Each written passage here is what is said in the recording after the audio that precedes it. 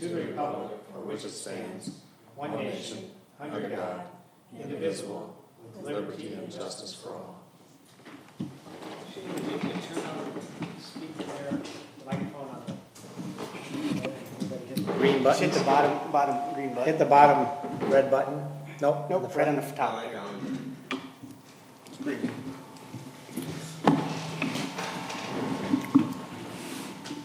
So welcome, City Council meeting, Tuesday, June 13th, 2017, 7 o'clock.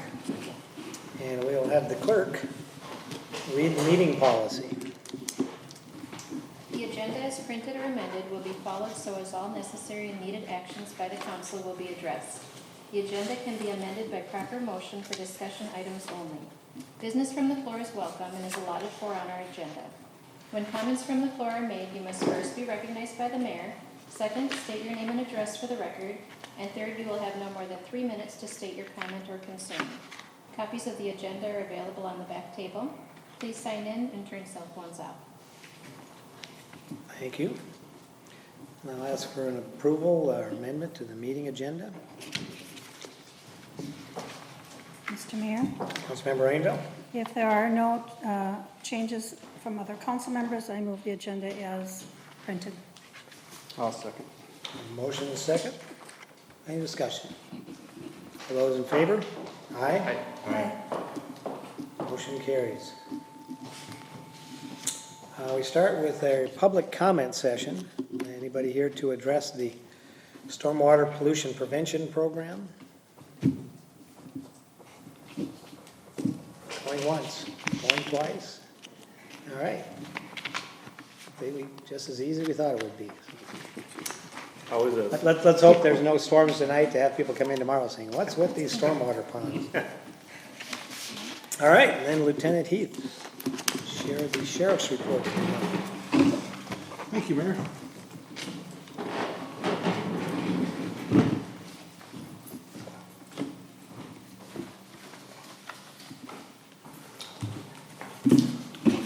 Well, good evening, City Council, City employees, citizens of Nowthen.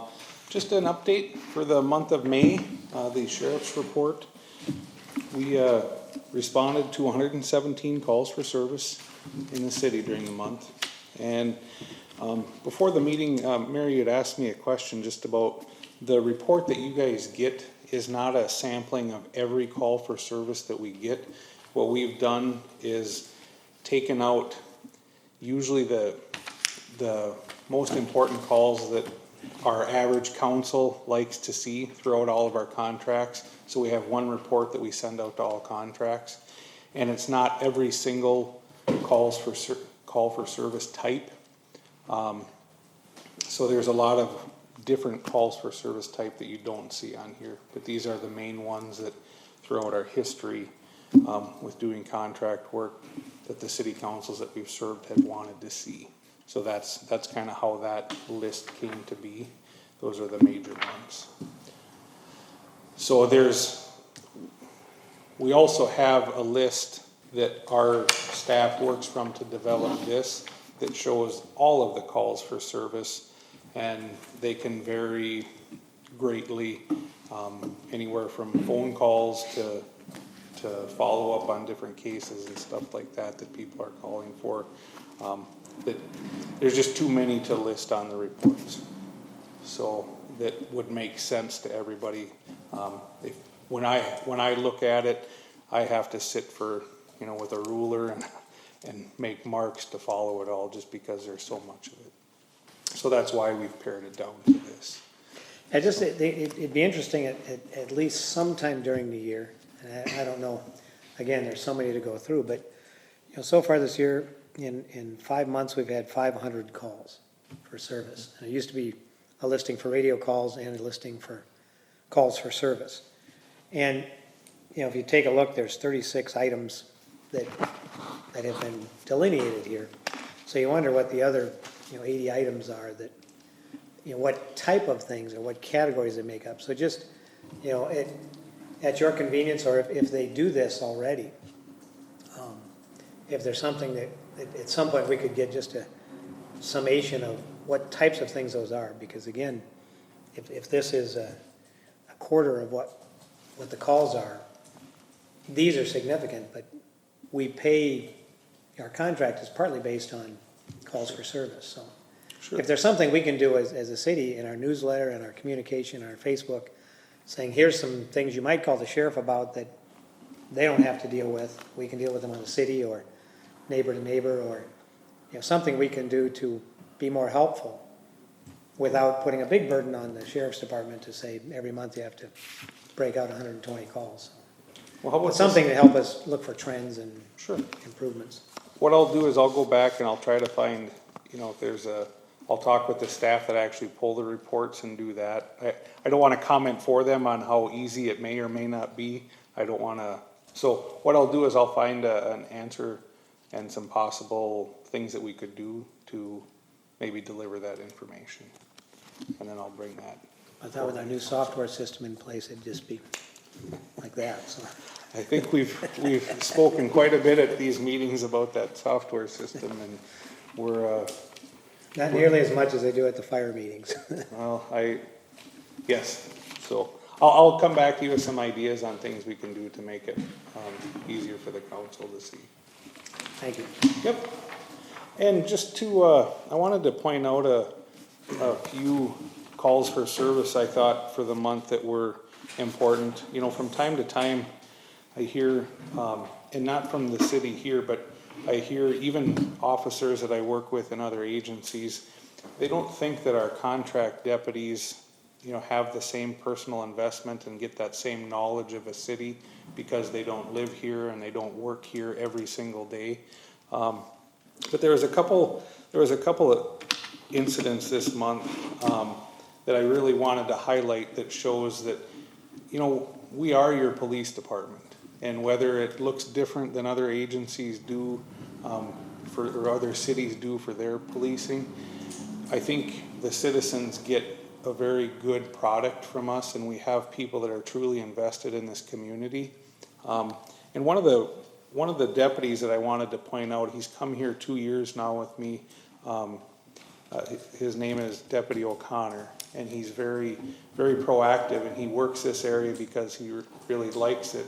And just, the other morning, he was on routine patrol here in town and this is about 1:30 in the morning, and he knows a couple of areas that are a little bit troublesome, and he was sitting in one of those areas just waiting to see what he could find, and sure enough, a vehicle comes driving down a public street at 1:30 in the morning with no headlights on, and he stopped the vehicle, and then based on what he knows of specific people in this area, started asking questions, and ultimately he got a canine out here and they did a narcotics sniff of the vehicle based on what the deputy was able to see, and sure enough the driver had narcotics on him, and he was in possession of multiple hypodermic needles and things like that. And I know that's a problem for the community that we have people that are using here, but I want to highlight to the council and to the citizens that we do have, our staff is truly invested in what goes on in the city and does take pride in being able to find people like that are coming here and causing problems. And it wasn't a citizen of Nowthen, it was somebody from out of town. But we assume that. But I like to highlight those things so everybody understands that, even at 1:30 in the morning, we have people that are truly making that investment I think there could be some bad things happening in this area, so I'm going to be here to see what I can do. And the deputy was very successful, And again, I've heard excellent reports from residents who've had interaction. And even when they're not on patrol in our area, we had a neighbor that had a medical emergency, and the car from Andover and the county car showed up before the rescue squad. Yeah. So we get the 24-hour response and as well as the coverage, as you say. So we're very fortunate, and I'm really glad I've been able to see that we've got people that take a serious interest in the community, and that's helpful for me as well, working with you guys to develop that. And a few other noteworthy calls for service during the month. We had a deputy respond to a suspicious vehicle call here in the 21600 block of Nowthen Boulevard. And it was very nice for us. A citizen reported some suspicious activity in a vehicle, and the deputy got there, and between the deputy and the citizen, they were able to find the vehicle.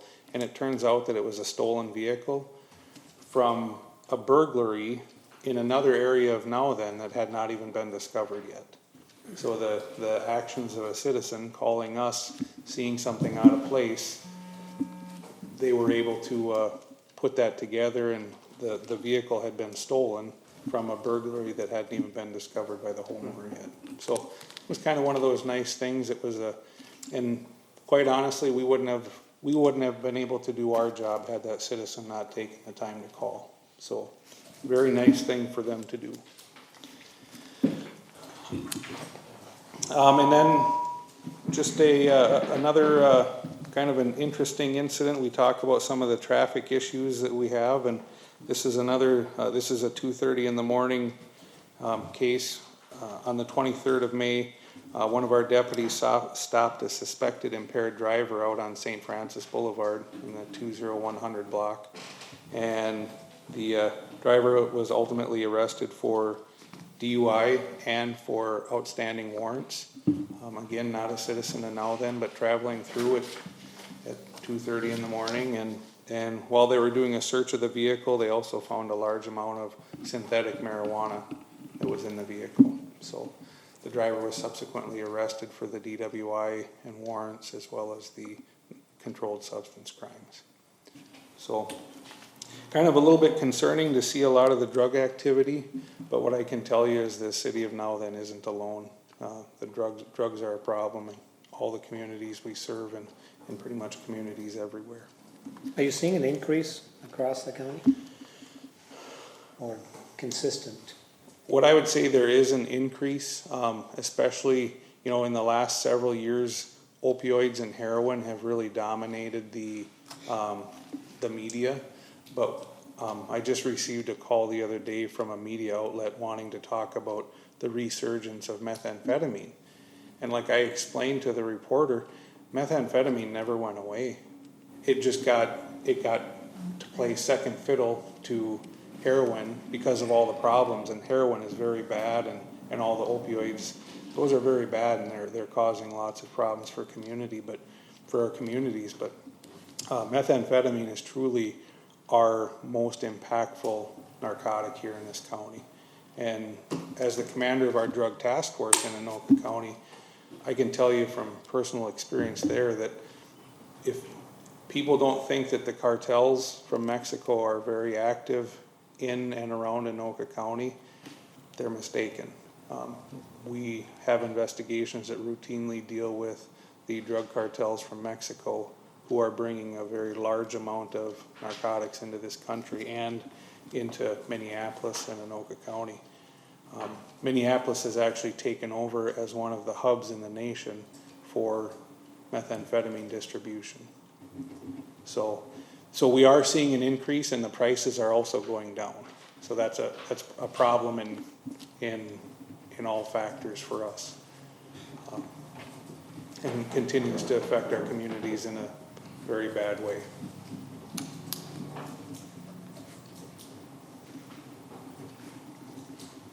And that's all I had. Does anybody have any questions?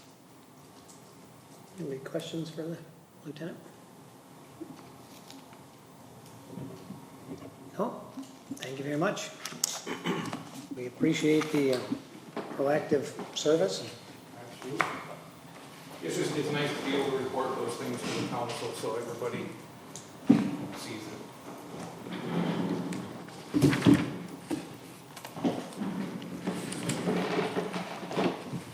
All right. Laurie, do you have floor items there? Nothing? All right, move on to planning and zoning. Mr. Mayor, Councilmember Bryan. a motion to approve the request for the variances recommended by the Planning and Zoning Commission for the Halbert property. Second. Motion, a second, discussion? Seeing and hearing none, all those in favor? Aye. Aye. Opposed? Motion carries.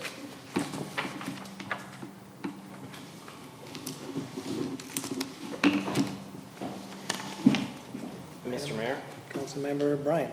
I'd like to make a motion to table the issuance of the conditional use permits for Grant Rademacher until the required documents requested by the Anoka County have been provided to the Planning and Zoning Commission for additional review and recommendation.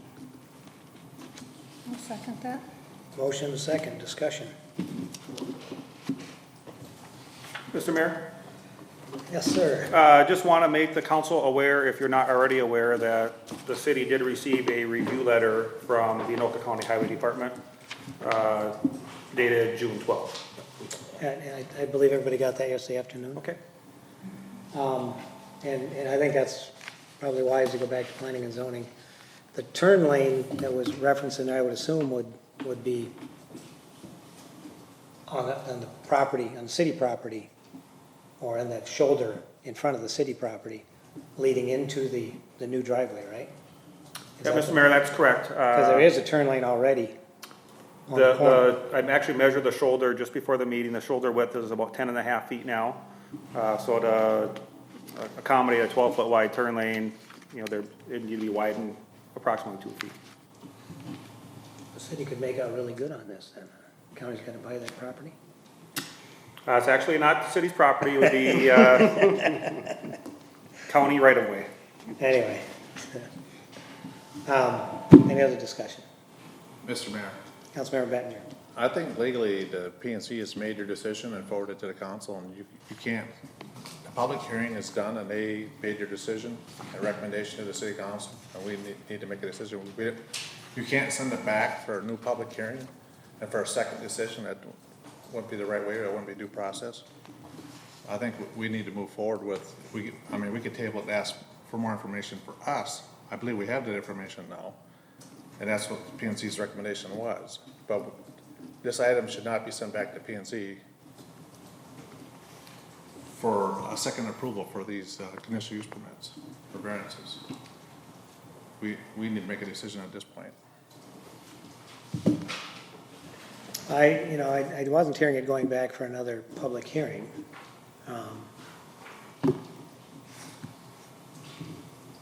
Your request was just to have them review the additional documents that they didn't have? Is that what I heard? Right, back to the Planning and Zoning for additional review and recommendation. I know there was a lot of questions at Planning and Zoning about and a lot of what ifs about how to handle, especially the corner where the entrance from the city property and the findings from the county.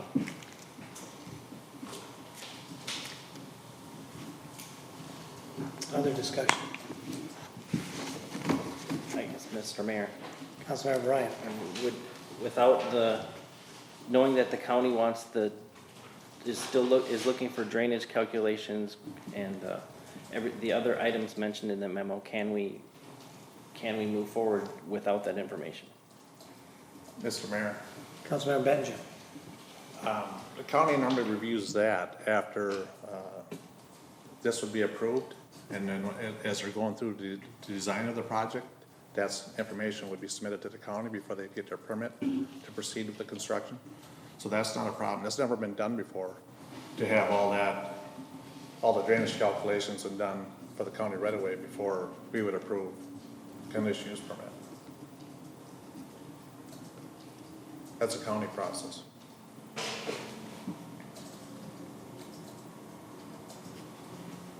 Other discussion? Mr. Mayor. Councilmember Rickert. I guess, yeah, I'm all for,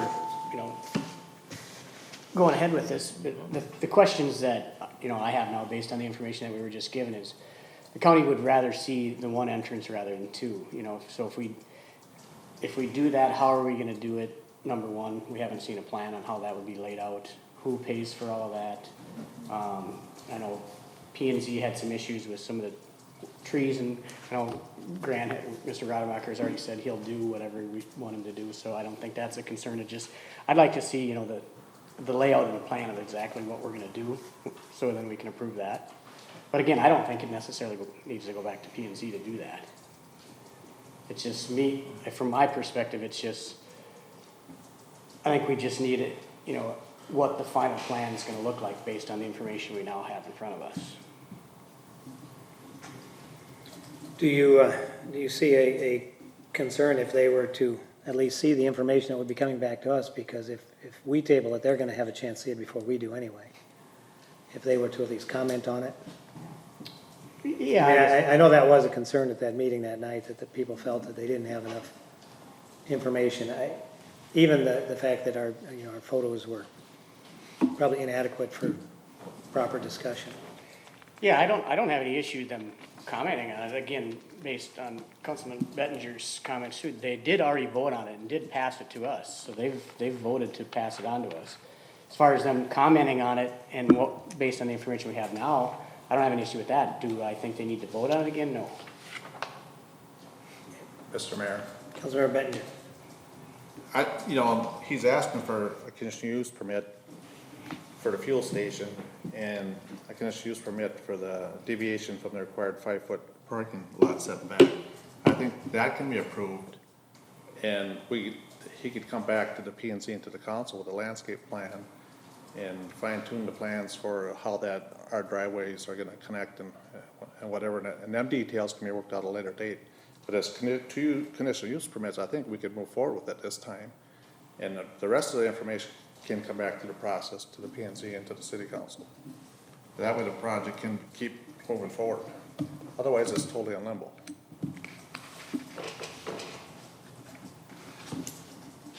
Oh, I don't know if it's in limbo, it's just looking for details.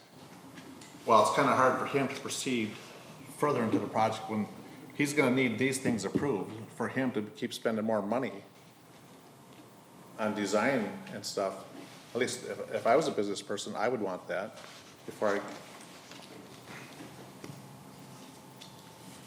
Mr. Mayor? Shane? I would just offer one other piece of information. As I understand it, the applicant currently has 3 parcels. And in order to actually move forward with the construction, he would have to combine those parcels such that he meets the setbacks. And just that request alone, my understanding would have to go in front of, well, I guess, generally, I kind of lost my train of thought. Generally, lot combinations may not require local action. I guess that would be better. Has that got to go before the county? Yeah, Where generally, are those a papers lot's- filed? Was the county? Mr. Mayor, disregard my last comment.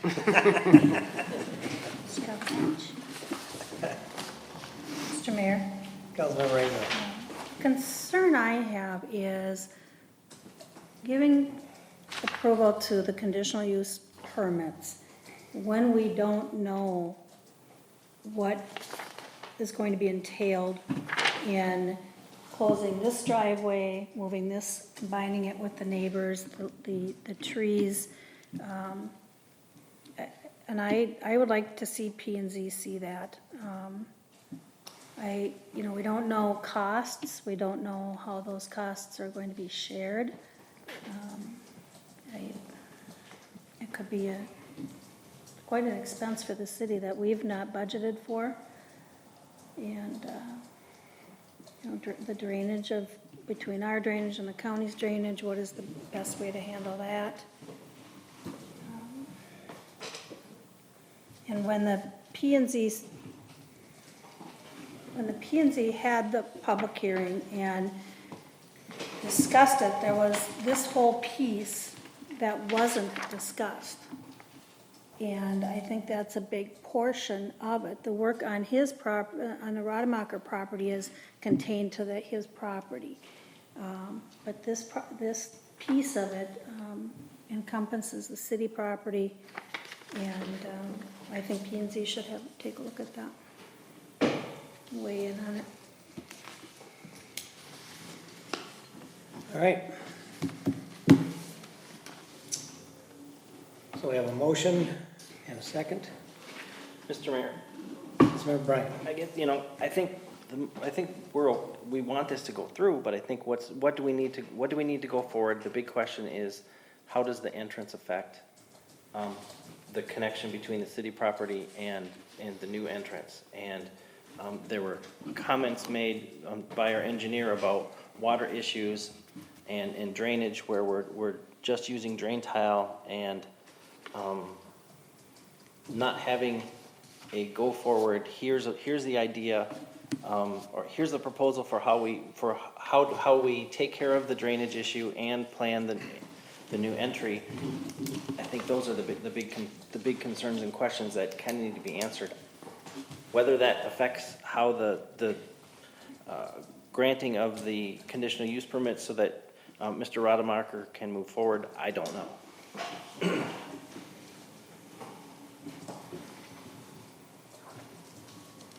All right, so the motion is to table, was it? And were you going to ask the P and Z to comment? Are we not asking for another public hearing? Wasn't asking for Review another. the additional information and add in additional comments for our discussion and deliberation and vote for next meeting. All right? Mr. Rademacher, it's unusual, but we'll take it. Can I ask a couple of questions? Can I get some direction at this point? Is the retaining wall going to be a requirement? I know that was brought up, I think, in one of our last discussions. We had planned not to have a retaining wall strictly as a cost benefit to us. I don't want to fund it. I think it's expensive. It's a trip hazard for the kids, all those kinds of things.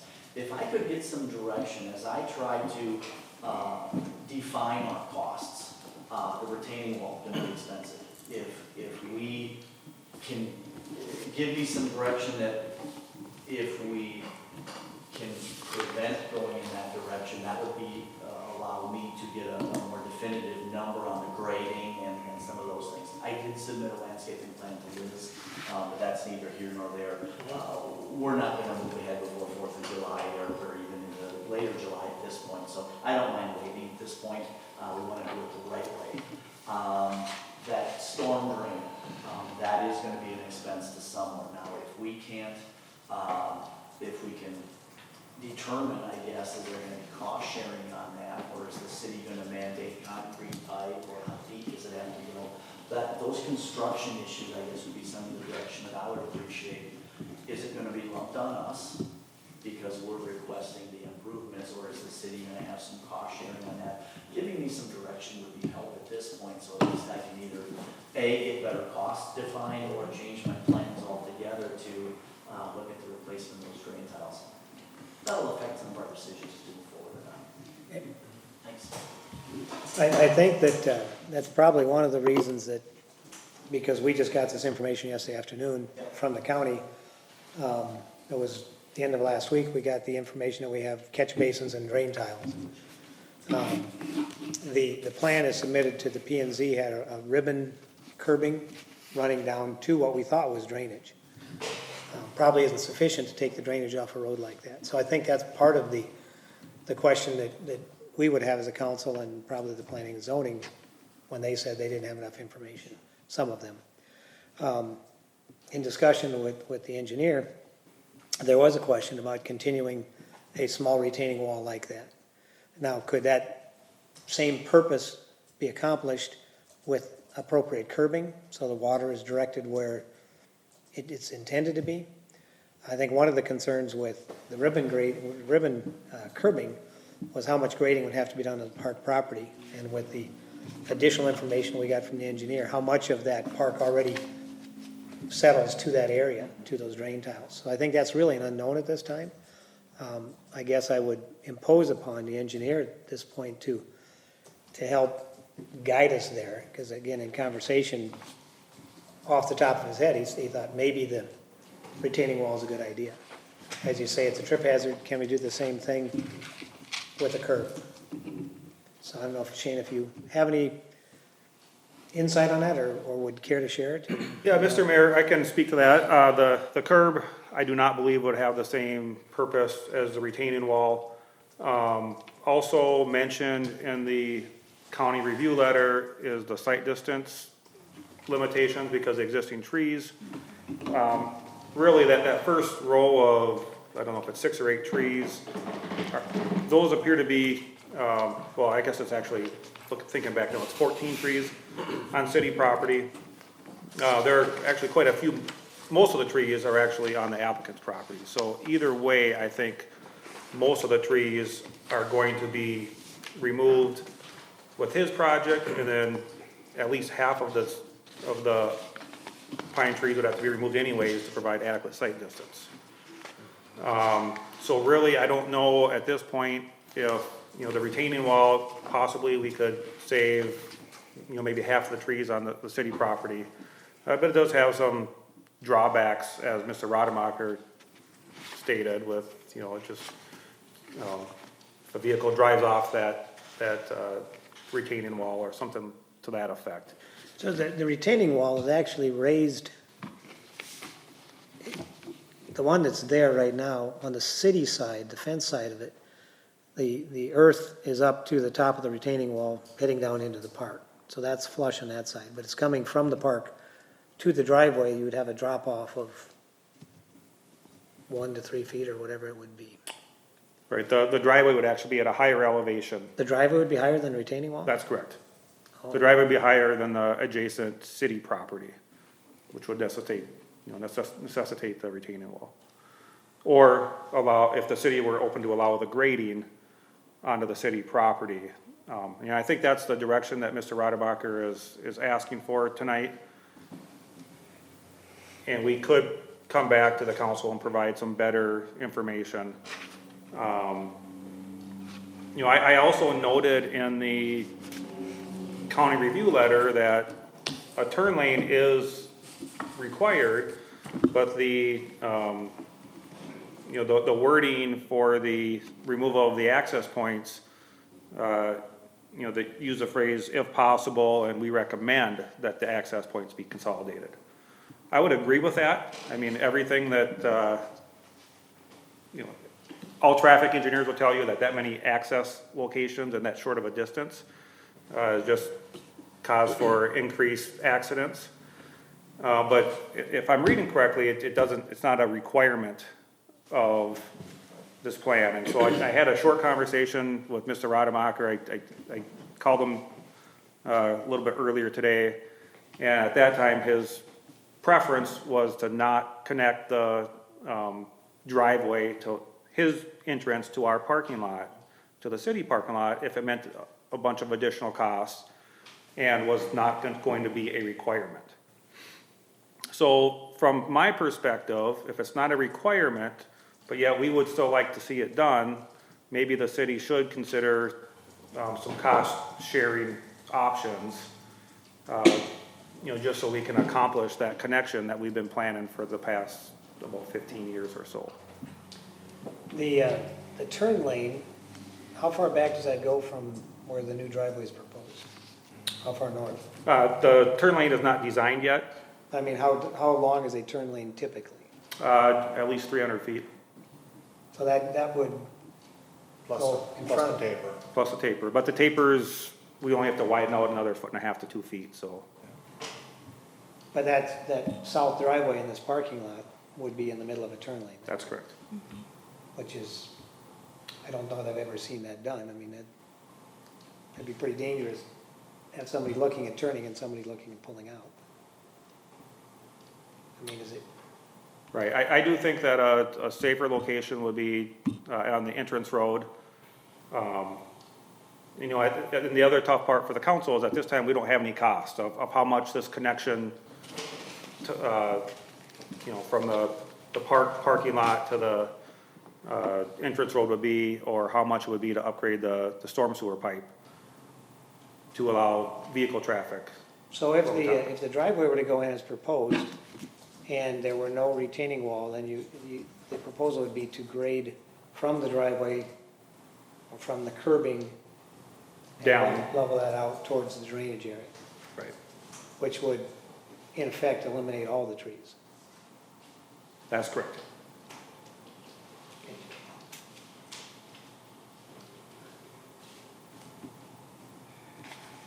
Mr. Mayor? Councilmember Rainbow.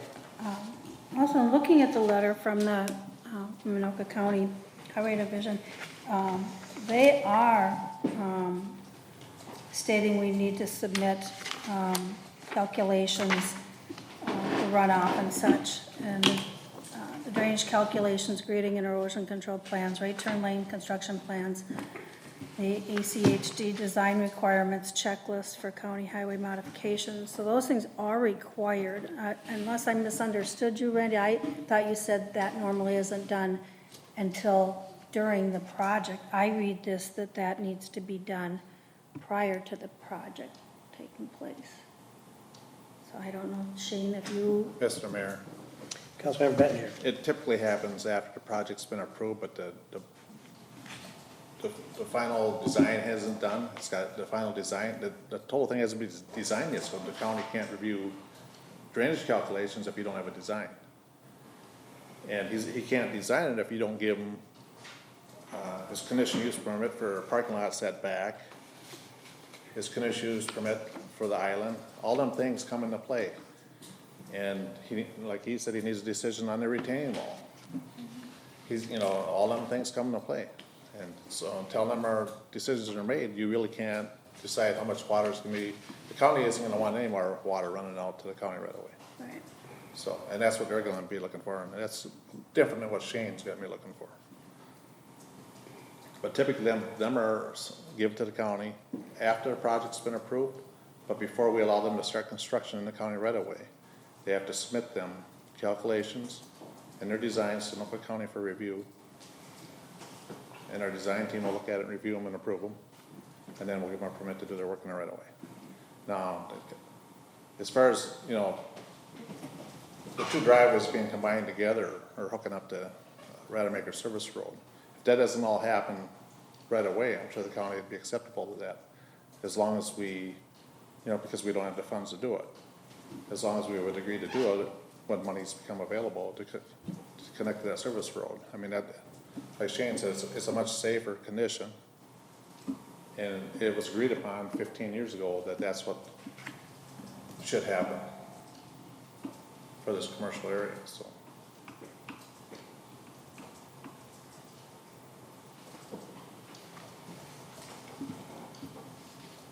Any other comments?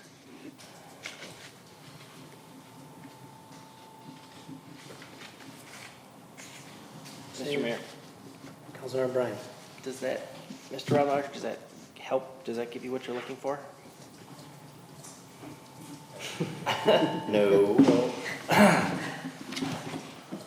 Mr. Mayor, council members, I guess I feel like the city's supporting us on the project, and Ms. Rainville, I guess I understand your quandary, but you're right, we don't get the permit to do the work, but until I get approval that we can do it, I don't want to spend the money on the engineering and the plans and the calculations, but until the county actually gives us that right-of-way permit, we can't do anything. But I guess to answer your question, I'm gonna go price everything, and then I'll look at, I guess I'll have to look at, prices for storm sewer along the road, turning the ditch, and getting rid of the ribbon curves. We've got a lot of that stuff priced already. It's kind of option A, B, C, and D. It's just that every one of those options is a significant price tag to add onto the price list. And then, of course, at some point it becomes not economical. We can improve the islands that we've got and move on.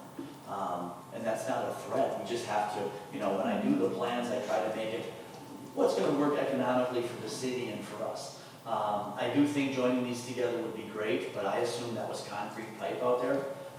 For me to have to replace, what do you call that pipe?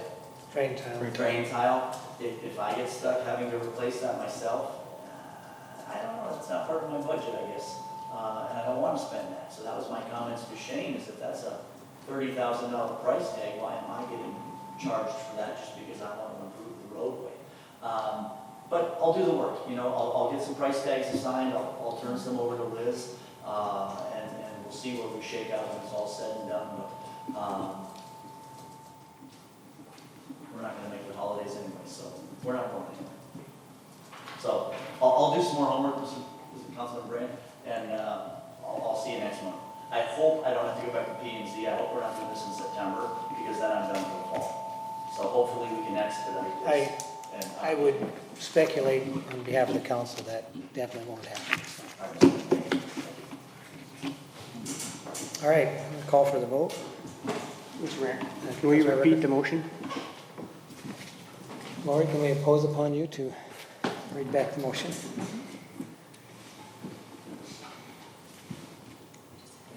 Councilmember Bryan made a motion to table it until all the information from the county is available and P&Z has time to review. And seconded by Rainville.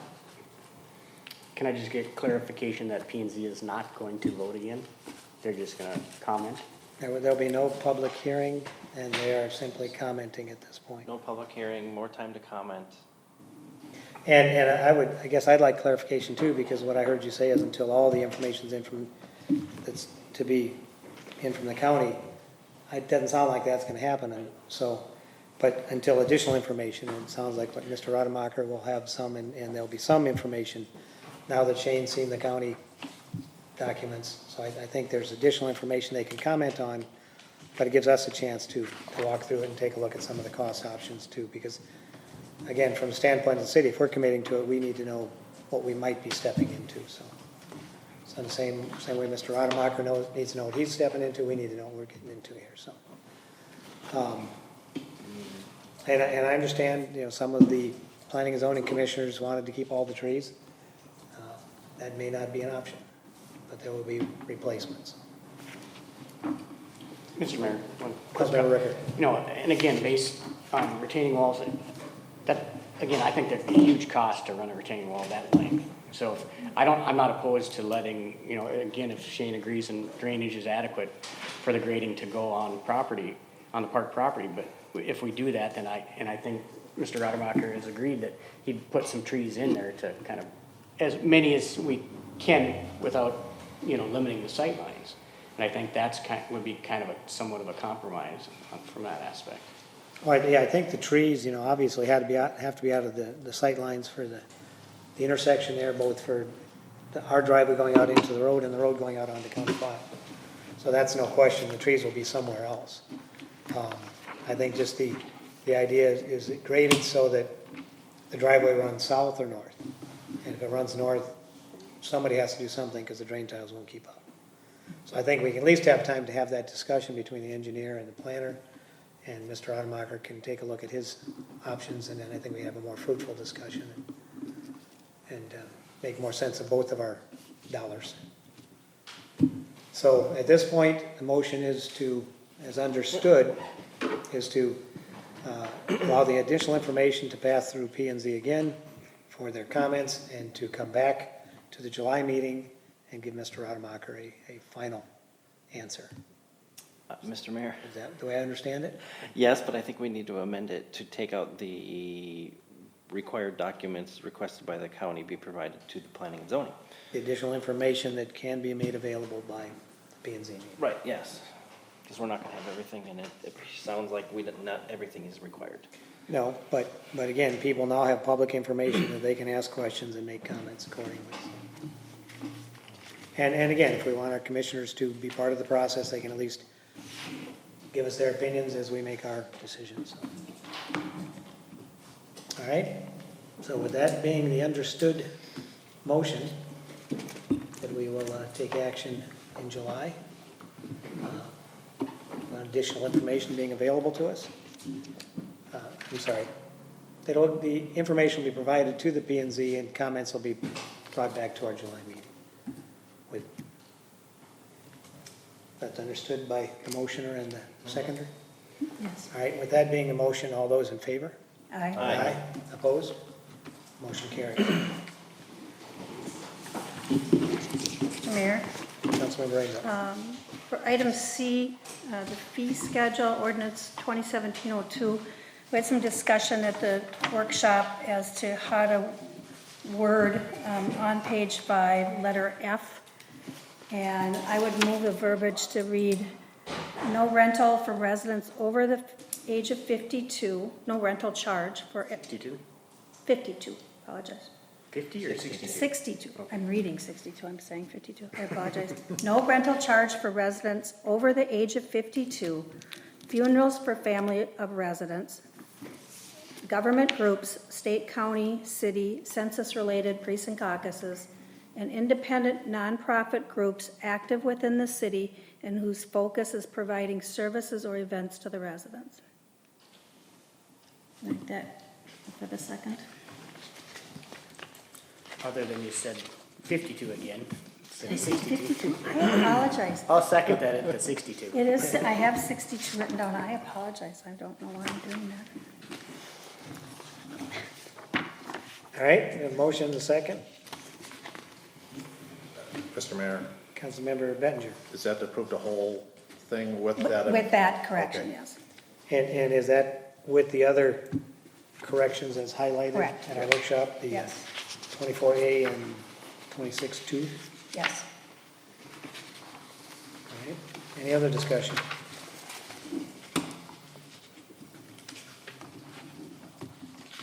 Seeing and hearing none, all those in favor of the motion? Aye. Opposed? Motion carries.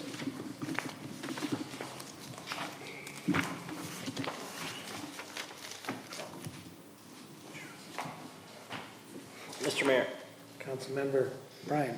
I'd make a motion to have the Planning and Zoning Commission review the subdivision ordinance to determine how minor subdivisions can be processed administratively rather than proceeding through the Planning and Zoning Commission review, recommendation, and City Council approval.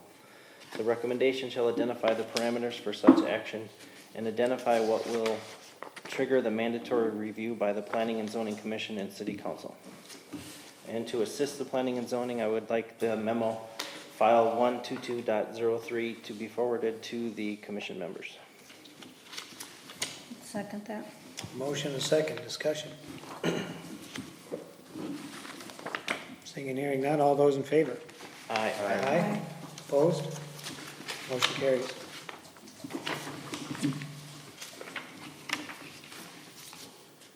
Mr. Mayor, Councilmember Bryan. I'd like to make a motion to table discussion regarding Mr. Tony Elfelt pending his potential application for an IUP. I'll second that. Got a motion and a second, discussion. Seeing and hearing none, all those in favor? Aye. Aye. Opposed? Motion carries.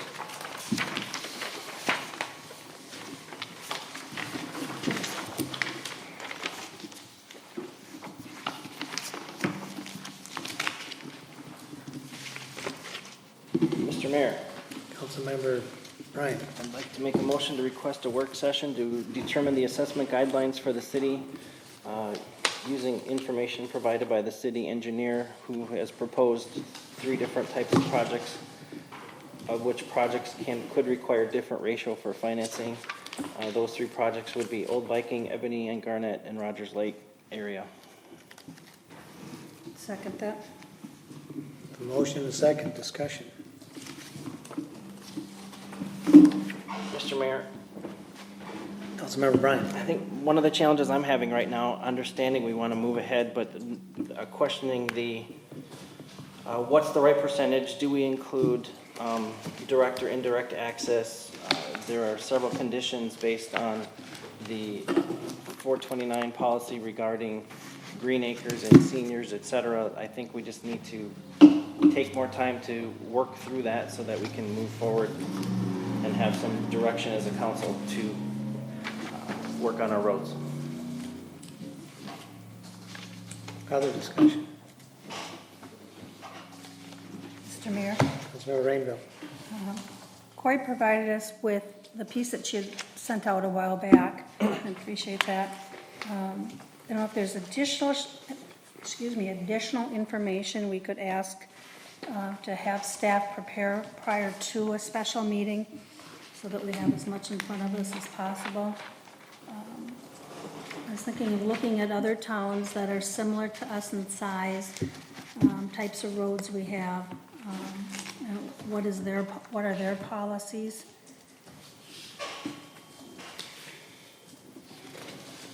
I'd ask Shane, I would imagine you do this on a regular basis, probably a fair amount for townships. Is there a pool of information that would be helpful for background? I know Attorney Rupi has quite often referred to statute 429. as a starting point, and we have some of that from the packet we got from Corey. But is there additional things that you or city staff could research in preparation for a special meeting to address this? Yeah, Mr. Mayor, I think, as we previously discussed, regarding percentages and that type of thing, it varies so much. I mean, some cities assess just a minimum 20%, such that they can bond for the projects. That's a requirement in order to bond for the projects. Some cities have franchise fees and totally fund their capital improvement plan. And some of the smaller townships are still requiring 100% assessment. So there really is, one spectrum to the other. When the franchise fees, when that was proposed down in Ramsey, did they proceed with that, or did that fall through? I believe Ramsey proceeded with it as a partial funding mechanism, and still have the ability to assess a portion of it such that they can bond as kind of a financial tool. But the 20% is the minimum That's participation in order to bond. right. Ramsey is also a charter city, and so they have a charter, and that has some provisions for special assessment projects. Okay. Some additional that now that would not have, that it's not a charter city. But at this point, because we have no common utility that necessarily would help us with the franchise fee, is that something that's even feasible in Nowthen? I haven't researched it specifically for Nowthen. I think it would be feasible. However, it's essentially the same thing as raising your levy. The homeowners or the residents are paying, essentially your utility companies that operate within the city pay the city a franchise fee for the use of your public right-of-way. And the logic or the theory is that, since these utilities are using our right-of-way to sell their services, it's only fair that they help fund the road improvement projects. But ultimately, at the end, it's the same people, the same residents that fund that program. So it is, I think the advantage of a franchise fee is it's dedicated. And, it's a dedicated funding source that can't be maybe directed to other budgetary needs within the city. But other than that, I mean, the franchise fee that you impose on a utility company, they directly pass those onto the end user as a monthly charge. And do they get to collect anything for collecting that fee? I imagine they could charge some administrative cost, but I don't know the answer for that definitively.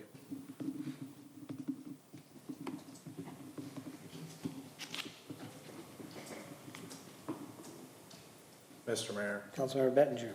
no matter how you fund it, whether it's through franchise fees, it's still a tax. It's still a tax, so, yeah, I mean, and that's why I think we need to have a feasibility study done. Have Shane put the numbers together. We could pick a percentage, and I threw out there Thursday night, 50-50. Let's look at them numbers with the residents on there. Let's see, how does that work out? What does it look like? Does that look like something that we think the residents could handle and something that the city could handle? And as a starting point. And I think that's, sooner or later, that's what you gotta do. You gotta just, here's what we're gonna do. And see how the residents perceive that. Or do they like it? Or I would assume they would. There's gonna be some people that nobody wants to pay any more tax, but paying 50% is a lot better than paying 100%. And the roads need it. Something needs to be done. But if we have actual numbers, if we have a feasibility study, then we got numbers. And he also goes out there, we know how many people live right on the road that are using it, have direct access. It's gotta be direct access. It's the only real benefit. It's always been a per unit. If we happen to do a feasibility study using them numbers, then at least we have something for that workshop to look at and say, hey, Well, I think it begs that discussion though. You say it's per unit, okay? If somebody's got a 40 or 80 on that road, and somebody's got the grandfathered in 1 acre lots on that road, you're saying it's the same thing, and then the guy with the 40 decides he's gonna develop. And he's got 8 units there now, or that are coming out onto that road. I think it begs at least some discussion before we establish a policy, because I think once we establish that policy, that's gonna keep coming back. People are gonna say, well, that's what you established. So I do think it takes some additional consideration. You say it's gotta be direct access, but I'm thinking up here on Old Viking, there's a couple of places where you can't go south without having to go on Old Viking. You could maybe drive all the way north to 24 and come back around and avoid it through Cleary or somewhere else, but to get reasonably out of your home. And I think we need to be able to explore, if you're on Old Viking, you're gonna get this percentage. You know, if it's 50%, you're gonna get the full 50%. If you're off of that, you're gonna get 10%, or, you know, something else. Or if you've got an unbuildable lot, nobody's ever gonna build on it, you're not gonna get anything. But I think we at least need to have that discussion, so that when we set policy, we don't find out later we were short-sighted, and what we did to just get a feasibility study on one road doesn't really apply. I think Shane's comment last Thursday that if you take a look at 3 types of road, you've got something that's going to be potentially a state aid road on Old Viking, and you've got Rogers Lake area, which is never gonna be a state aid road, and you've got something that looks like a total rebuild, like Ebony and Garnett. You know, what, does that make more sense to say, here's the type of thing we're gonna see throughout the city, rather than taking one that could be state aid in who knows how many years, and not comparing it so we know. You know, Rogers Lake, you've got all smaller parcels compared to some of the other properties where it's gonna be different. So I think that it would help us get the background to establish a better policy. And looking at Shane's email, that really that's what he needs. He needs the city policy to go forward and say, what is the criteria you're gonna use? What are the policies that you've established, so he knows how to project into that. So I think there's some work we need to do, and I think it makes sense to have, we've talked about this for a long time, having a special meeting for the purposes of ironing that out. And I would suggest that we pick the engineer's brain and the attorney's brain on that matter, because they deal with it all the time, from the engineering standpoint and from the legal standpoint of what you can charge and how you're likely to be challenged in court. You know, establish good policies, you can minimize your losses in court. So I think it makes sense to get it all on the table. Now, maybe it's straightforward for you, you've worked in the highway department for all these years. But for the residents that haven't had anything like this thrust upon them in the past, I think we need to make sure we understand it well and go forward. And it's been something that's been needed for a long time. So I think a special meeting to that effect, and getting the education benefit of people that do it on a regular basis, and establish a procedure and a policy would make sense. Any other discussion? Mr. Mayor, Councilmember Bettinger. you threw out, for example, 50% that the residents living right on Viking would pay. Well, the other 50% that's being paid by the city, that's because other people use that road. That's why the city would be coughing. Well, I understand that. I'm just And saying in the that, past, larger lots, like 40s, we have done deferred assessments, like the Jasper and 185th. We've done deferred assessments, so if they come in, if they decide to develop after we upgraded that street, then they had to pay a deferred assessment on that. And you can do that, but from my understanding, staff here didn't really care for that, because They did not. because you have to, anytime somebody sells a lot or does it, then they gotta go and prorate it and figure it all out, and it's a lot of work for them. But I mean, that's a way of handling that, and we have done it that way in the past. In the past, we've always 100% assessed. and I understand that, but you're saying that's something that has been done, but we don't have a policy. And what I'm saying is it makes sense to me, get together and establish an actual policy rather than saying, well, there's some things we've done in the past. And admit, staff didn't like it because there were some drawbacks, maybe just for them or maybe for the developer. Let's hear what that is and establish in a policy so people coming in and looking to develop, no, that's the policy now that you're gonna develop, here's how assessments are gonna be handled. And I was saying that, you know, again, I don't know enough, but maybe if we're saying that if you're assessing everybody who's directly on the road improvement, and again, understanding the 429 benefit criteria, we may not be able to assess 50%. Because it's pretty hard, you know, it's relatively easy to say if you're going from a gravel road to a blacktop road, the value of the home is going to increase. And we can get an assessor to verify that. But it's a little harder to say you're on a blacktop road, it used to be a county road, and we're just gonna overlay it, and that cost, 50% of that cost can go against you if that's more than benefits their property. So I think that maybe it's not 50%, but the 50% that would go to the residents, a portion would go to those that are directly on the road, a portion would go to those that have to access that road on a regular basis, and the balance would be by the residents of the city who also generally use that road or could use that road. But I think the critical thing is to establish a policy so developers and homeowners and future council members all have an idea of what we were intending on doing before we did it. And so I think that's valuable. Again, with people that do it on a regular basis, can say, here's some of the things we've learned, good and bad. And we can certainly bring in, here's what the township has done previously, here's what other communities have done. And we can take a look at, you know, a sample of the type of roads that we could have specific discussions. What would be a direct benefit, what would be an indirect benefit, and what would be of no benefit.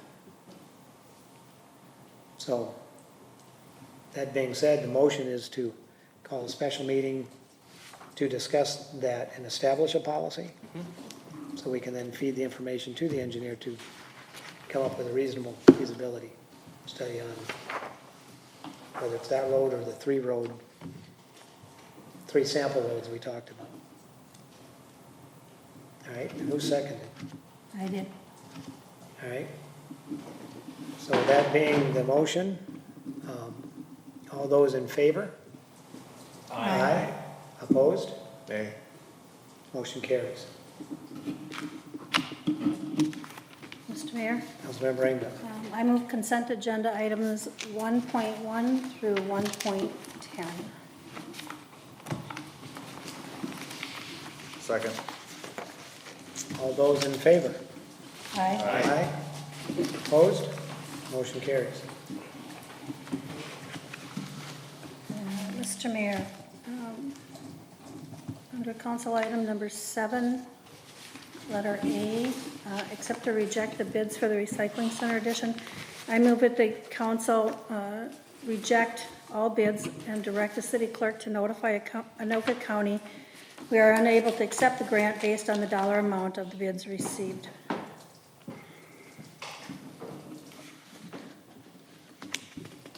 We have a motion. I'll second for discussion. Motion and second. Discussion. Mr. Mayor, Councilmember Rainville. the bids, the first bid we received is more than what the grant is and the additional that we thought we would put in. It was not a complete bid. And I don't remember if that one gentleman came to the Did not. This one? Right. Did not. He did not. The second bid is way over our capability. It's thorough. It's very thorough, yes, but it's way over our capabilities. What I'd like to do is see us concentrate on small improvements to the recycling center. And I'll ask staff in a second, in a motion after this, that they would bring forward any suggestions they have for improvements to the recycle center. We've asked that in the past. And we can look at that again. Mr. Mayor, Councilmember Bettinger. I have a question for Councilor Rainville. What was the budget? Wasn't it 80,000 originally for the whole project? Between the county grant and our recycling funds that the city was gonna spend on the project? I apologize, I don't have that dollar amount with me. I don't remember. I apologize. Lori. I'm not, I don't know for sure, but that sounds right. I don't have any information with me either. okay, yeah, I thought I had it in my packet here.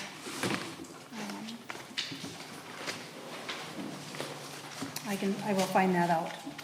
And if that was the case, we could move forward with the building and get bid defense separately and be close to being within our $80,000 funds.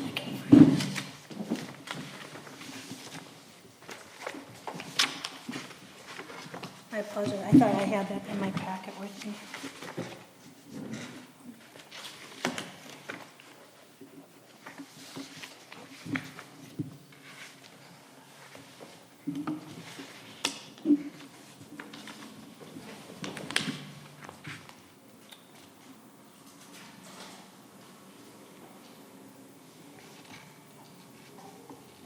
Mr. Mayor. Councilmember Ricker. Yeah, based on the bids that we've seen, obviously,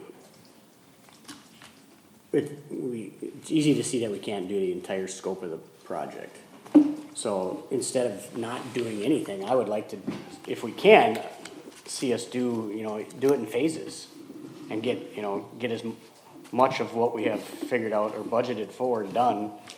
And then, maybe we hold off on doing the fenced area till next year or the following year. But again, I would hate for us to just not do anything, being that we have grant money that is there, accessible, along with money that we have kind of set aside and budgeted for.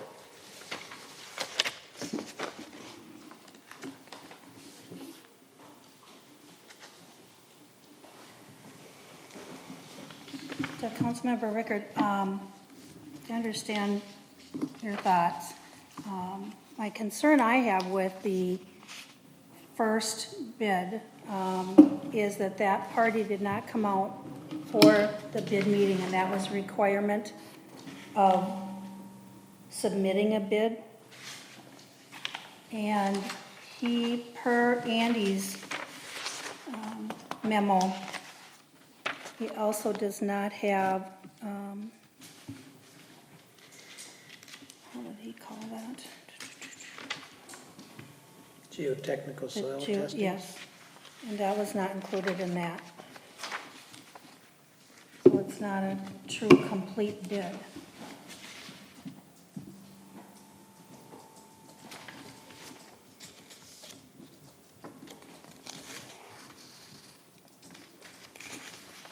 The other one, though, was much more expensive. By bidding the fence and the building, was a $2,400 savings. Mr. Mayor, Councilmember Bryan. if I may, in the April packet, the grant application, the grant requested was $50,000 for the total project cost of $80,000. Councilmember Rainville, does that? That doesn't sound familiar, yes. So the grant was 50 and the city puts in 30?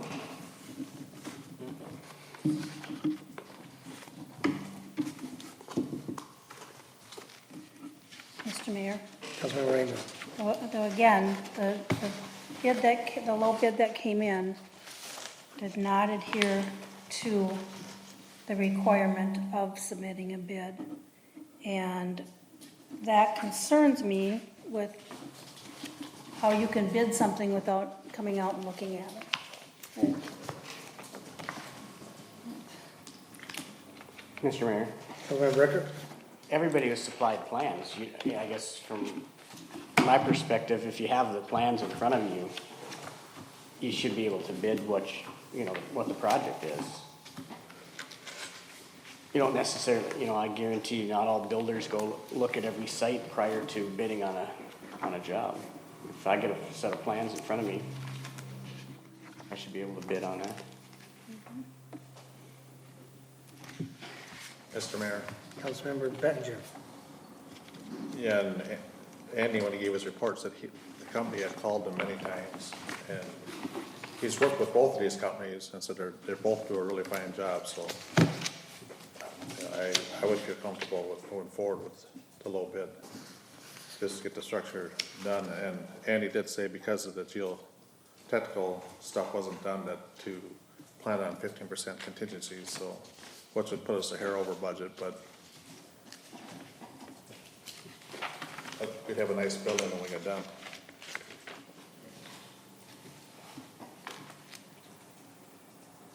I'd hate to see us lose that $50,000 grant.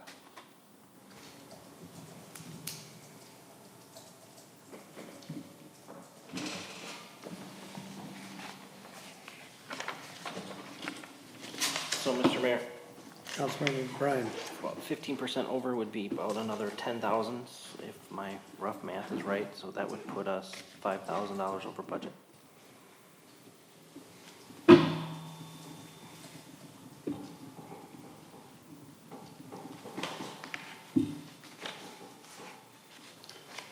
$6,053. 15%? Yeah. Okay. Dang close. Mr. Mayor? Not bad. Councilmember Rainville. The other concern I have is the ability of staff to provide the maintenance for the additional products that are going to be accepted based on a full service. I know Joe has stated at times it's hard to get things done. The times I've gone over to the recycle center in the last month or so, it to me does not look like it's being properly maintained. And I have a concern about adding additional workload for those new products, that we won't be able to handle that without an increase in staff, which we haven't talked about increasing any staff for the recycle center. What are the terms of the grant? I believe that in order to accept that grant, then you have to go to a full-service recycling center. And the maximum amount in that grant is $50,000. Yes. And is there a requirement, a matching requirement, or No, why is the city putting in $30,000? based on projected cost of the project. We knew it wouldn't be 50, and that was borne out last year with the pricing, the bids that came in. And again, this year. So we would take some of the existing recycled budget and put that towards it. Mr. Mayor, Councilmember Bryan. Councilmember Rainville, is the grant application just that one-page document that was needed to be submitted to Sue? No, there were numerous pages to it.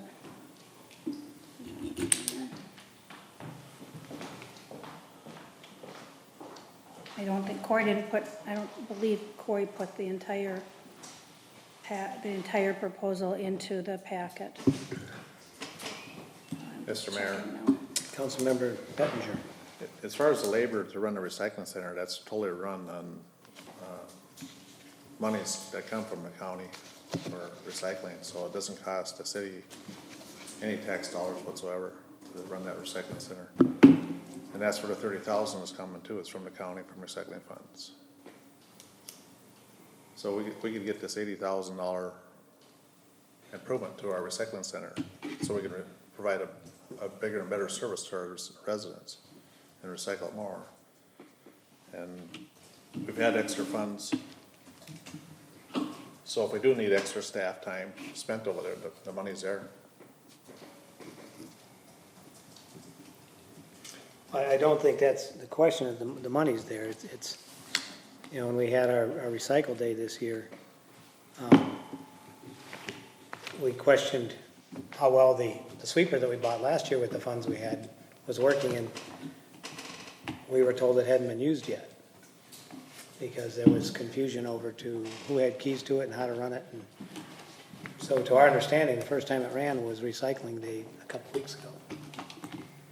And it wasn't for lack of money. We obviously bought the machine, and we obviously have $30,000 there to pay people to staff, but I think it's the availability of staff to do that.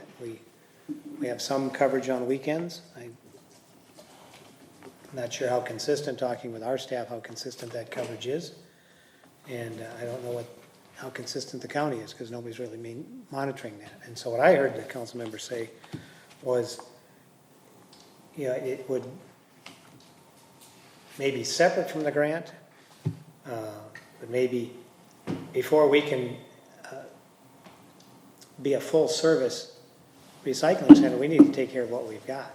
And right now, it's generally a mess. Real inconsistencies with how it's maintained.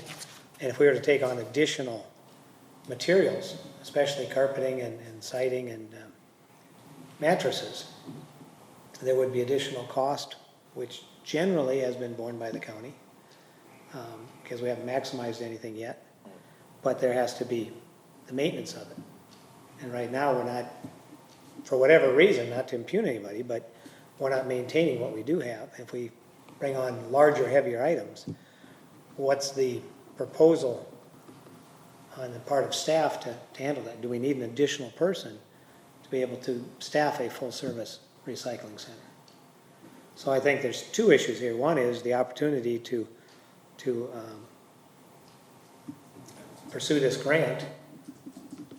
And if the only way we can get this grant is becoming a full-service recycling center, then how do we become a full-service recycling center rather than just building a building? Because to maintain that grant, we have to provide the services. Can we provide the services? We haven't even, to my knowledge, we've never used the container that we bought previously. It's still sitting over in the maintenance yard. And I don't know if we've ever put anything in it. So having a bigger building doesn't mean we are now a full-service recycling center. I don't want to pass up. There's no such thing as free money, but when the county has money to offer us, I certainly want to grow into a full-service recycling center. But I think that includes staffing it. And right now, we haven't proved we can do that. And if there's $30,000 there that the city could put in from the county for recycling purposes, I think there's a number of things we could do to prove that we can handle what we currently have. And then get ready for an actual addition. Let's go into the plan. I mean, we're coming into the budget cycle starting next week. A great time to talk about what do we want to do to staff that so it's appropriately maintained. Mr. Mayor, Councilmember Ricker. the issue that I have is if this was a concern, why was that concern not brought up before we even applied for this grant? We've been talking about this for how long? We applied for the grant, and now it's a concern. Well, That's it's a concern what for bothers me. me, and I wasn't finished. Okay. And the thing that bothers me is the fact that we've gone through all these steps and jumped through these hoops, and now we've gotten these funds sitting in front of us, and now somebody brings up a concern that we can't do what we did all this legwork on to get the funds because of why. Those things should be brought up from the very beginning. And then that way we don't spend the time, wasting the county's time, our time, applying for these grants. If we didn't think that we couldn't handle the addition, we knew going in when we applied for that grant what it would require to apply and get that grant. If the concern was there then, it should have been brought up then, and then we could have addressed it, figured out how to do it, and we could have at that time determined, okay, is this something we really want to do? Should we really be applying for this grant at this time? But now we got the grant, the money's sitting there, and now we're coming back and saying, you know what? I really don't think we can do it. To me, that makes us look like a bunch of idiots to the county and everybody else. It's become a concern on my part only recently because of when we were up there, recycling day, and subsequent visits on my part, being aware of how we found it on recycling day and bringing up my own recycling in the last couple of weeks caused me to go to Joe and say, how are we doing this? Because it doesn't appear like we're able to maintain it. And his comments were that we can't. We count on Don on the weekends, and the weekend I was in there, it didn't appear that we got much done that weekend, if anything. And I asked him, how are we monitoring whether the county's showing up or not? He says, we're not. We get over there when we see it's getting really bad when we're not busy. So that was the first that came to my attention, because he never brought up the fact that if you bring in more, we can't handle it. His comment in recent weeks to me was, we can't handle what we got. And so that's the first evidence. I think when the grant came up and the application timeframe, we had to make provision because the window for that was between council meetings. So we didn't have a lot of time to discuss it. We thought, basically, based on the previous year, where we thought we had a grant opportunity, but we didn't have the money for it, that we probably didn't ask these questions. How are we going to handle that much more stuff? But seeing how we were handling it, it raised questions in my mind that I didn't have before. And maybe in the wintertime I don't go up there as much.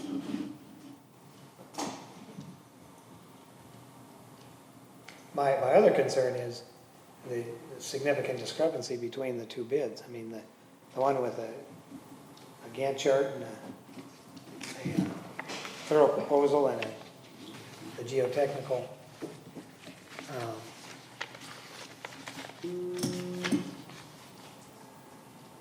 soil test, and unfortunately, because they were more thorough, they are a lot more expensive.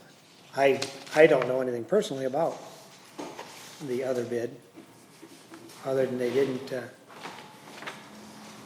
follow through on what was requested for the bid. That being said, there were 3 other people contacted, we don't have anything from them, so.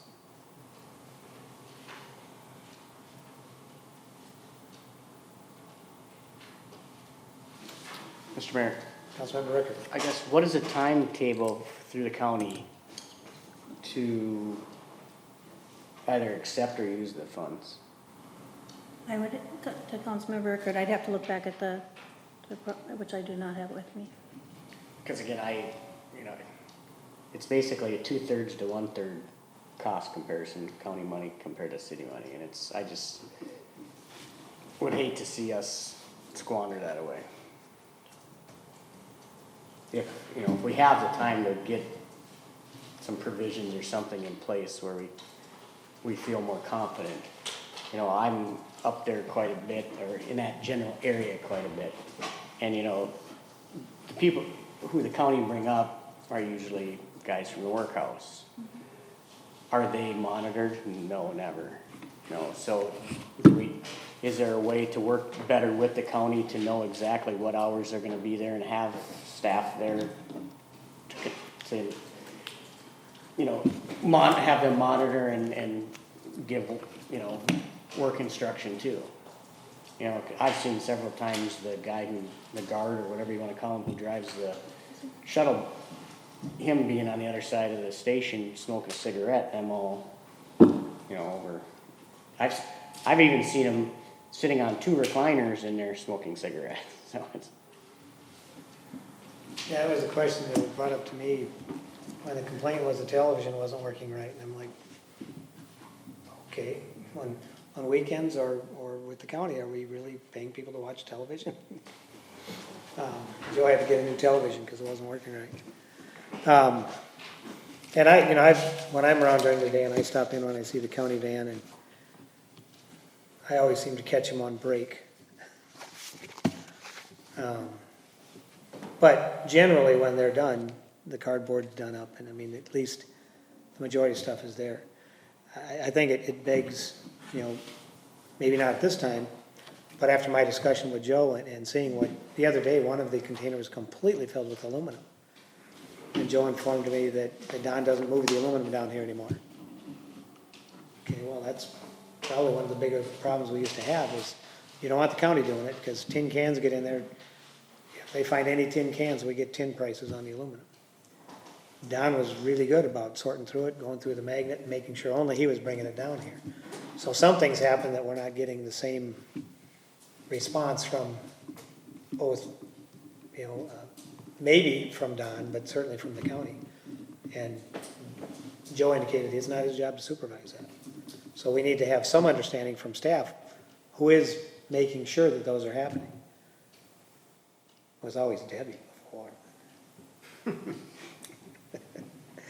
But anyway, so to the point of what's the window before the grant closes, if we were to not accept these bids, is there still an opportunity to pursue the grant? We don't have that information right now. I do not have that, no. I thought I had that whole packet with me, and I So- apologize. I was trying to see if I can find it in my outgoings. So one opportunity would be to change the motion to table the acceptance of this bid until we get more information from the county. Mr. That way we Mayor, don't lose the opportunity here.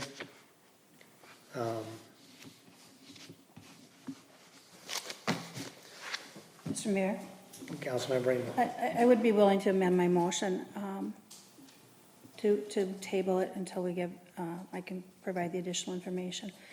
I mean, to Councilmember Rickard's comment about why did we not know before, I have just in the last couple of months come up here and have looked more so at the recycle center and see that it's not being maintained.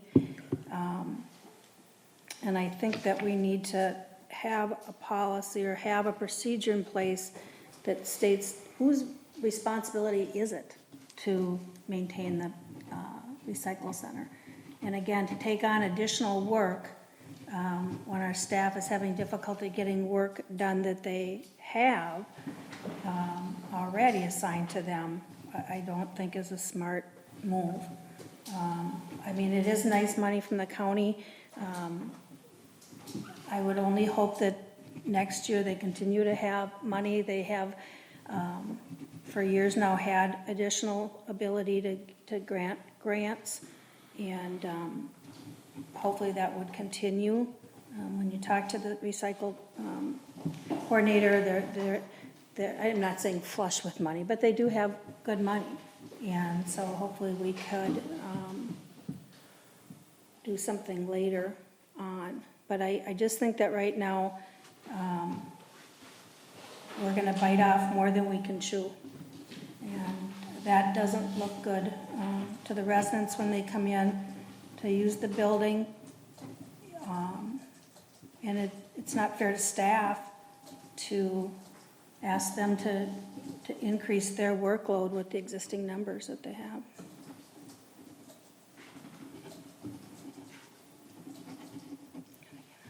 Mr. Mayor, Councilmember Bettinger. normally in the spring, the stuff dropped off there, it's heavy, everybody after all winter decides to clean their garage, so you get May and June here, so everybody's cleaning their garage to bring the stuff down here and dumping it off, so there's more material this time of the year. Steve is back in town. I used to work as a temp for the city, and so Joe does have more help available that somebody could be put in the recycling center when needed to help catch up and clean that place up.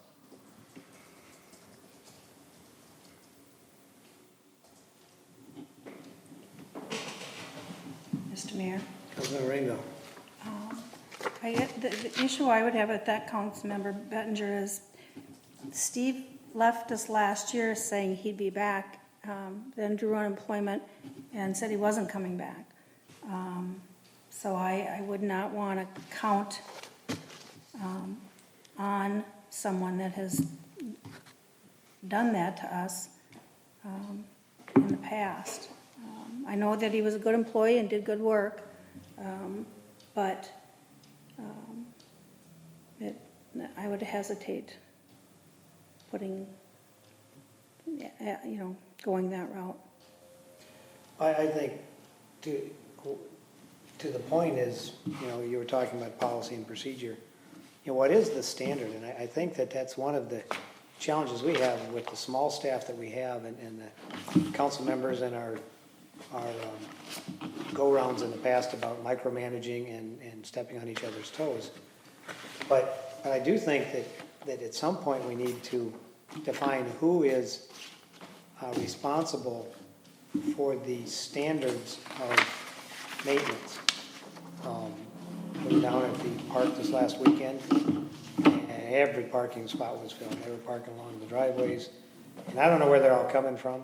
I'm guessing a lot of them are not Nowthen residents. The beach was packed, the fishing pier was packed. We don't have our ropes and buoys out this year. We got a swimming area that says don't go beyond the ropes, but there's no ropes. It was a weekend, and the grass had been cut and had been blown into the volleyball court. The rope was strung through the net instead of around the edge of the court, and all the way near the concession stand, the sidewalks were covered with weeds and grass. Now, when I talked to Joe about it, it was like, I don't have enough staff to do all that. But at what point do we say the recycling centered quality of maintenance should be this, and the park quality of maintenance should be this? Our agreement with the softball team was to cut the field. Well, if you noticed it recently, it's now been cut, but it got out of hand there, and we had to come back, and it was a lot of grass laying on there. So who's expected to monitor that? And so, to your point, I know what it looked like on recycling day back in May, but I'm talking about last weekend. I came in on Monday, Memorial Day, and the cardboard was all the way out to the door. Right. Both plastic bins were filled to overflowing. The tires were out to the door, stacked. It wasn't necessarily junk. It's normal stuff. It's plastic, cardboard, and tires. And all the garbage that had been brought in, the dumpsters were locked, so it was dumped right inside the one door. And I don't know when our garbage pickup is, but if it was Tuesday, we were going to have empty dumpsters for the garbage men and a bunch of garbage inside. So, again, I took it upon myself just to mention it to Joe, not to direct him, but just to let him know what I found. And he took it upon himself to make sure that somebody got over and did something about it. But where do we expect those standards? As people come into cities and use our parks, and this recycling center is used by people all over, western Anoka and eastern Sherburne County. I've met people in there from Zimmerman. The hardware store in St. Francis, this is where they recycle their cardboard. So again, it benefits a lot of people, but how do we maintain it? So going back to, if we are struggling with that, I'd like to know the specifics on the grant before we add burden to that. And I would like to have that be part of the discussion when we have the budget, to have Joe in here, to have Lori in here, to say, if you're going to be coordinating recycling from the money standpoint, from the building standpoint, what do we need to do budget-wise going forward? And if he says, I can't staff it, then we need to talk about what we do, whether it's a seasonal person like Steve, probably not at his driving rate. I don't think we want to pay the same thing for somebody who's driving gravel as we are recycling. But what does that take? And I think having staff input on that, address that. So we can talk about things like cleanliness standards and organizational standards for our buildings and our parks. I know Joe's saying that right now ditch mowing is becoming overwhelming. When I was up driving Old Viking and looking at the road pulling out on Sodium, yeah, you look left, you can't see any traffic coming because the weeds are yay high. So we have some things that need to be done. Staff's going to have to tell us that, and we have to budget accordingly. But we need to have that taken into consideration, because if our standards are ditch mowing gets done this often, parks are done this way, and we do weed whipping and leaf blowing afterwards, and You know, if we're gonna if we bought a machine for maintaining a recycling center, who uses it and when? I think policy and procedure is important that way, and we should involve staff with those decisions. Separate issue from this grant, but if we are willing to proceed with a motion to get additional information from the county on the window for the grant, and table this recycling decision, the bid decision until next month, that's an option.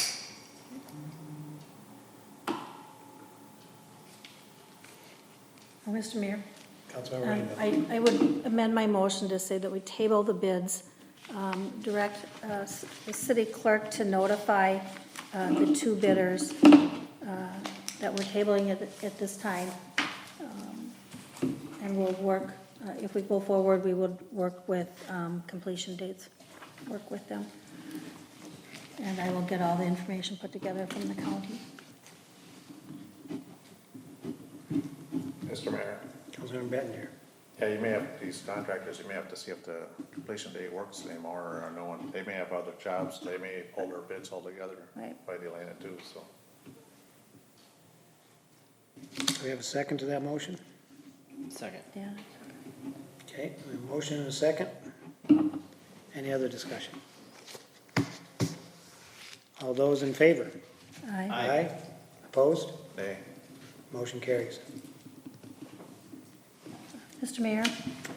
Councilmember Rainville. I would like to ask council and staff, make a motion to ask council and staff to provide to me their thoughts on improvements to the recycle center. If I could have a second. So you're saying you'd like input from council and staff Yes, by when?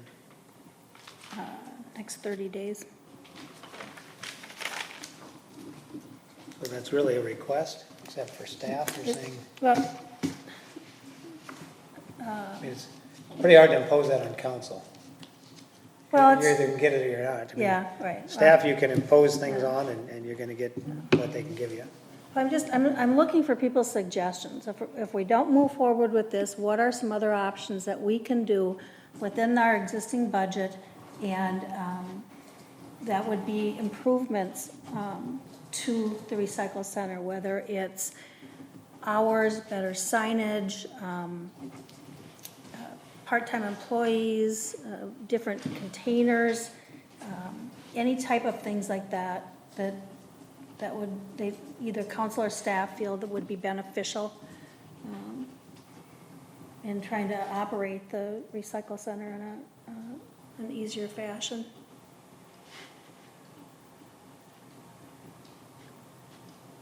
I know it was something that, when we were looking at the grant last year, we talked, I can't remember if it was Councilmember Scheffler that made the motion, or if it was the mayor, but to bring forward so that we'd have some ideas as to things that we could do to improve the recycle center. Well, I had brought it forward because the year before, when we bought the cat, that grant came up, it was a kind of a sudden grant, and we took opportunity to buy the tool cat. And I said, if something like that were to come up again in 2016, would we be ready with types of things we would like to do for improvement of the recycling center? Could we put together a list and then jump on those should we get a grant or money become available, like it did, because we had money for the building, but it wasn't enough to fund the bid that we got on the expansion. So we wanted to be ready with a list of items that could be done to improve the recycling center if the money was available. And I don't know that I ever saw that list. I know there were some things suggested. We ended up with the sweeper as an opportunity there. And again, I don't think we want the county using that sweeper, but we need to know who is, whether our staff is or if Don on the weekends is. But that, I think, is along the lines of what you're talking about. Correct. Have a list of things that we could do with the funds we do have. And depending on what the county says on the $50,000, there's still the $30,000 that we only get if we use, if I understand it right. Correct. So that list would be valuable. Like I said, I think you can recommend it to the council. If the council would like to obligate the staff to contribute something, that's up to the council. So you want to amend your motion, I or? would amend my motion to direct staff to, within the next 30 days, provide suggestions for improvements to the recycle center with the thought of, Say facilities and operation? yes, facilities and operation. You want to add equipment to that as well? Equipment, facilities, and operation? Yes.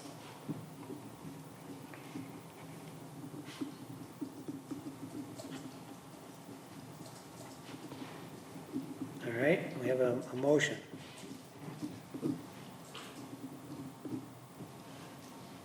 I'll second it. Motion and a second. Any other discussion? Mr. Mayor, Councilmember Bryan? any feedback will be helpful. I think we might be able to just, with the understanding that we might not get feedback from everyone, but we can certainly take what we can get. All right. All those in favor of the motion? Aye. Aye. Opposed? Motion carries.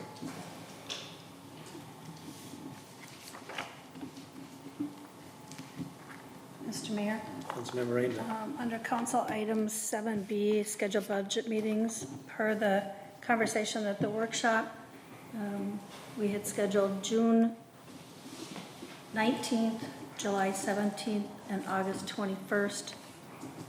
It's That was 7. August 14th.